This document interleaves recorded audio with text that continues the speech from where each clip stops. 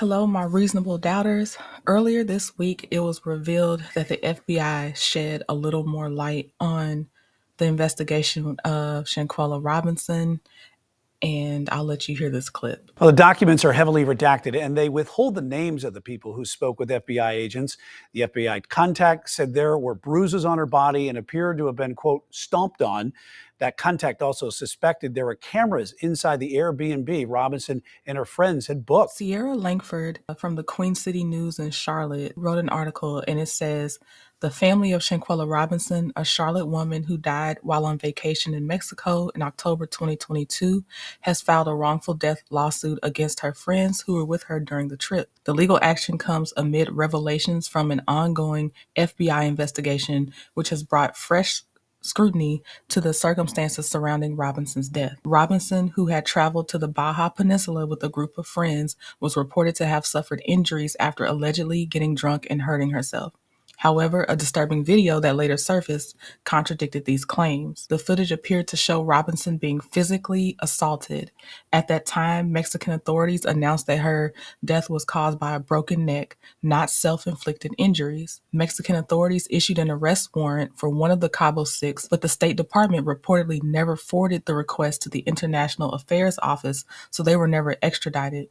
Both the FBI and the State Department have filed a motion to dismiss the wrongful death lawsuit due to a lack of jurisdiction over the claims made against the defendants. About 1 week later, Nazir Wiggins, another one of the Cabo Six, responded denying all allegations. The legal battle is intensifying as more details emerged this week. The FBI recently released new documents in connection to the investigation, though much of it has been redacted, including the names of those who spoke with agents. According to the heavily censored documents, Robinson's body showed signs of significant trauma, including bruises and injuries that indicated she had been stomped on. Authorities also expressed suspicion that there may have been hidden cameras inside the Airbnb where Robinson and her friends were staying, potentially providing further evidence of what happened in the moments leading up to her death. While further details of the ongoing investigation haven't been released, the Robinson family is determined to hold those responsible accountable. Their lawsuit alleges that Robinson's friends contributed to her death, and they're seeking justice for their loss. So basically, the people around her, because they definitely should not be called her friends. I know the family is trying so hard with their attorney to get some kind of justice for their daughter. There also was an article that came out that at least 2 of the Cabo Six have filed motions to get the lawsuit dismissed. And I'm going to go over that article as well, but I want to say this. At minimum, of the 6, the 2 that to me should definitely be prosecuted would be the one where it is showing a girl in the video hitting Shanquella and whoever was holding that camera, that phone.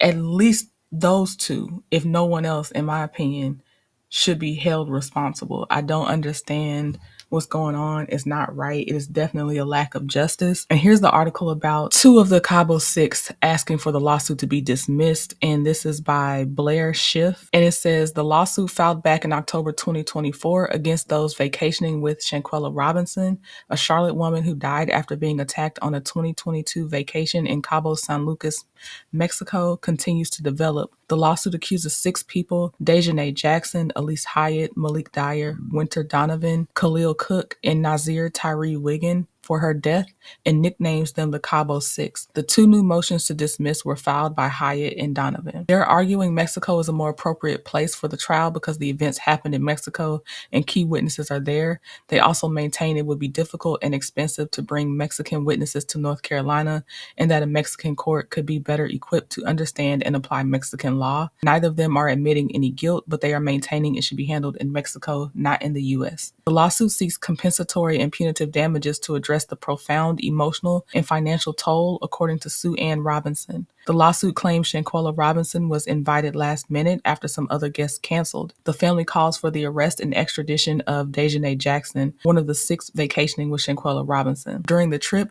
the lawsuit alleges Jackson brutally attacked Shanquella Robinson in a bedroom inside the group's villa. The lawsuit alleges Jackson punched Shanquella Robinson in the face, head, neck, and other parts of her body. At the time of the attack, Shanquella Robinson was naked and completely exposed, according to the lawsuit. The lawsuit claims Shanquella Robinson was unable to respond or defend herself. No one called for help, the lawsuit alleges. Instead, the group is accused of recording the attack and posting the videos on social media. The lawsuit also states FaceTime was used to conduct a video call with Jackson's boyfriend so he could watch the attack. As WCNC Charlotte previously reported, Shanquella Robinson's death certificate says she died 15 minutes after suffering a severe spinal cord injury and a broken neck. They had a video that went viral. The whole world saw the video. There's still been no arrest since October 29th. What kind of system is this? Salamandra Robinson previously told WCNC Charlotte. The lawsuit alleges the group requested a doctor hours after the attack, but told them Shanquella Robinson was dehydrated from drinking too much. The group refused to take her to the hospital despite the doctor's recommendation, the lawsuit claims. The lawsuit alleges the group interfered with life-saving efforts and lied to medical staff. The lawsuit alleges multiple counts of wrongful death, simple battery, negligence, conspiracy, and emotional distress. WCNC Charlotte called each person listed in the lawsuit as a member of the so-called Cabo Six. Only one person called back saying he said his attorney would be returning our call, but WCNC Charlotte has yet to hear from the attorney. According to the lawsuit, the Cabo Six left the trip a day ahead of schedule. It claims Jackson and Cook returned Shanquella Robinson's belongings to her mother, offering their condolences, claiming she died of alcohol poisoning.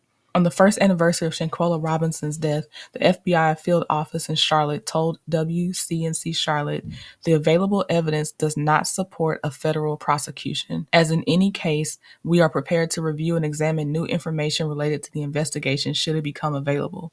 The legal team is accusing the FBI of failing to return Shanquella Robinson's property despite closing the case. The lawsuit states the request for records in their investigation was denied, with the FBI stating that if released, it could interfere with enforcement proceedings. They have not communicated anything other than we can wait another 5 years for a public information request on what they did, Sue Ann Robinson said. So we had no choice. We reached out to the FBI regarding the lawsuit, and a spokesperson sent this statement. The FBI's standard practice is to decline to comment on pending litigation. This is just one of the most tragic cases. It's so sad, and especially when there's just so much, it's so obvious. At least at minimum, like they said, the person with the last name Jackson, at least her and the person holding the camera, I just don't understand how there's not enough evidence, which to me means there is evidence, and it's just not being taken seriously, and that's my opinion.